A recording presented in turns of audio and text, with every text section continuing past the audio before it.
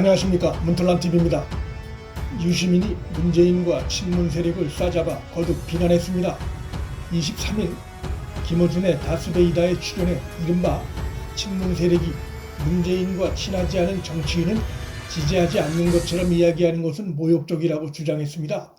얼핏 들으면 친문을 옹호하는 발언처럼 들리지만 속내는 친문이 아닌 정치인들에게 문자 폭탄을 날리며 비난하는 친문 강경파와 아울러 그런 강성 친문을 이용하고 있는 문재인을 싸잡아 비난한 의미가 있습니다. 소위 친문 대깨문들의 행위를 결코 좋게 볼 수 없는 일들이 수시로 벌어지고 있는 현실에서 유시민의 이 같은 발언은 문재인과 문재인 강성 지지자들의 행태를 자신이 속한 진영을 모욕하는 행태로 비난한 것입니다.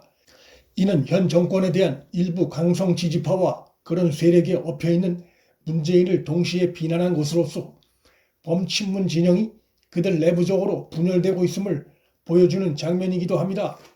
유시민이 이런 돌려치기를 했다고 해서 강성 친문 세력의 행태가 하루아침에 바뀔 일도 아니고 결국 임기 말을 맞은 문정권 핵심 지지층이 갈라지고 있는 현상을 고스란히 보여줍니다. 그는 이날 언론 비평을 보면 어떤 후보는 친문이 아니기 때문에 친문을 옹립해서 뭘 해야 한다는 이야기가 있다면서 내 이름을 갖다 붙인다며 불쾌감을 드러냈습니다. 자신은 친문도 아니고 친문 후보로 거론되는 것에 대해 불만을 나타낸 것입니다. 유시민이 대선에 나가지 않는다는 말을 몇 차례 해왔다는 점을 감안할 점도 있겠으나 꾸준히 대선 후보로 거론되어 왔지만 지지도가 나오지 않고 있는 현실도 그의 발언에 배경인 점을 배제할 수 없습니다. 지지도가 어느 정도 유의미한 수치로 나와준다면 유시민이 친문의 제3 후보론 관련해 그 진정성, 절박성 운운하며 침이 마르도록 칭찬했을 가능성도 있습니다. 그는 일주일 전에도 제3의 친문 대선 후보 옹립 대상으로 자신이 거론되는 것에 대해 평소 문재인과 친하냐 안 친하냐 이런 걸 기준으로 후보를 선택하는 듯한 전제를 깔고 대단히 불순한 의도를 가진 모욕적이라며 남의 인생을 장난감 취급하지 말라며 자신이 친문 후보로 거론되는 것에 대해 불쾌감을 나타냈습니다. 장난감 취급하지 말라는 그의 발언 속엔 대선 후보로서의 가치를 상실한 자신의 현실이 조롱받는 듯한 상황에 대한 불쾌감도 느껴집니다. 향후 정치 평론을 안 하겠다, 대선에 안 나가겠다고 수차례 공언했던 그가 왜 친문을 비판하는 듯한 또 친문에 구애하는 듯한 이런 모호한 발언을 거듭하는 것일까? 그것은 친문에 대한 후보군으로 자신이 거론되는 것을 계기로 맞다 나도 있다 라는 속내가 숨겨 있는 것으로 보입니다. 그렇지 않다면 대선 안 나간다고 얘기하면 될 것을 이렇게 어렵게 말을 돌려서 할 필요가 없습니다. 그의 발언엔 강성 친문 지지층만이 아닌 여권 지지자의 폭넓은 지지를 받고 싶다는 의미도 담겨 있는 것으로 보입니다. 그의 이어지는 발언에도 여권을 향한 구애의 심경이 담겨 있습니다. 대선은 단체장 보궐선거와 다르다. 두 군데 단체장 보궐선거는 불만 표출의 대상으로 쓸 수 있지만 5년짜리 대통령을 새로 뽑으면서 불만 표출로 투표권 행사를 할 것이냐라고 주장했습니다. 들끓는 정권 심판 열망, 정권 교체 열망을 불만으로 애써 격화시켜 선거 패배로 낙담해 있을 여권 지지자들에게 다가가려는 속내가 엿보입니다. 문 정권이 지난 4년간 행해온 법치 파괴와 국가 공정가치의 훼손, 부동산 폭등, 위선과 내로남불, 국민 편가르기가 국민과 국가에 끼친 해악이 얼마나 심각한지에 대해 제대로 인식하지 못한 저열한 인식 수준을 드러낸 말입니다. 문재인은 2017년 거리로 쏟아져 나온 촛불 민심의 수혜를 제1야당의 후보라는 이점 덕에 가장 많이 보고 운 좋게 대통령이 된 케이스입니다. 그때와 2022년 3월 대선은 다를 것이란 것은 근거가 없습니다.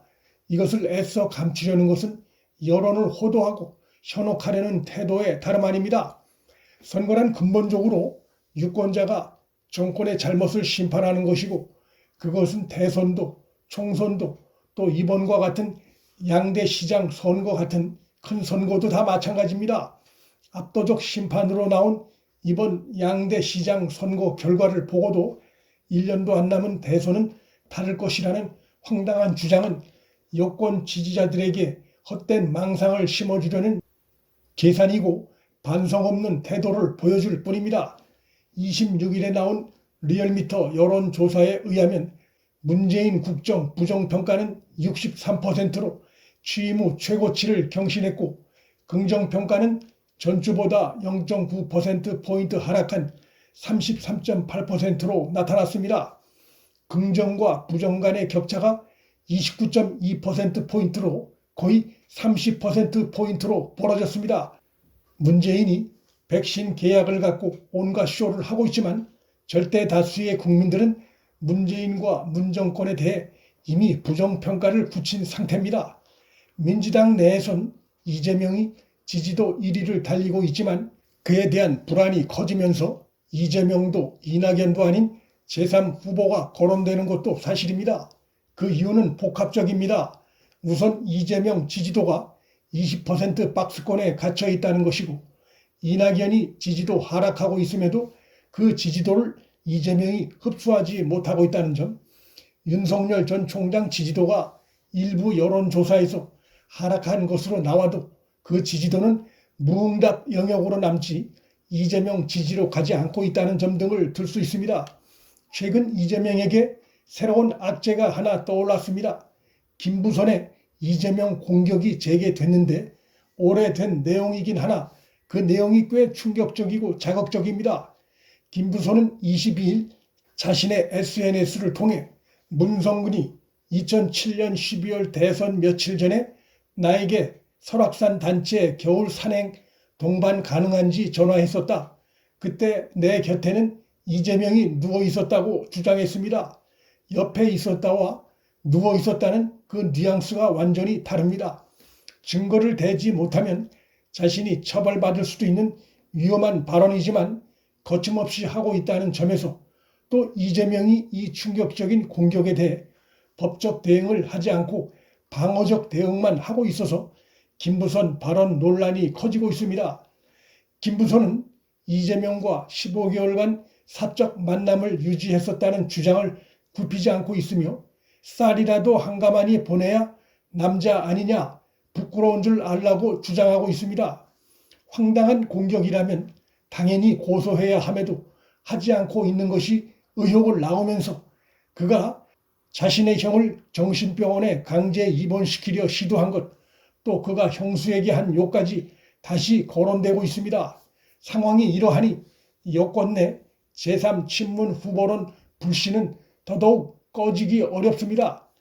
유시민으로선 대선 꿈이 전혀 없진 않겠으나 그간에 안 나간다고 했던 자신의 말이 걸리고 대선에 나갈 의향을 비추자니 지지도가 너무 뜨지 않고 지지도 확장이 뻔한 친문에 대한 후보로 거론되는 것이 싫지는 않지만 지지도 한계가 우려스러운 것이 솔직한 심정일 것입니다.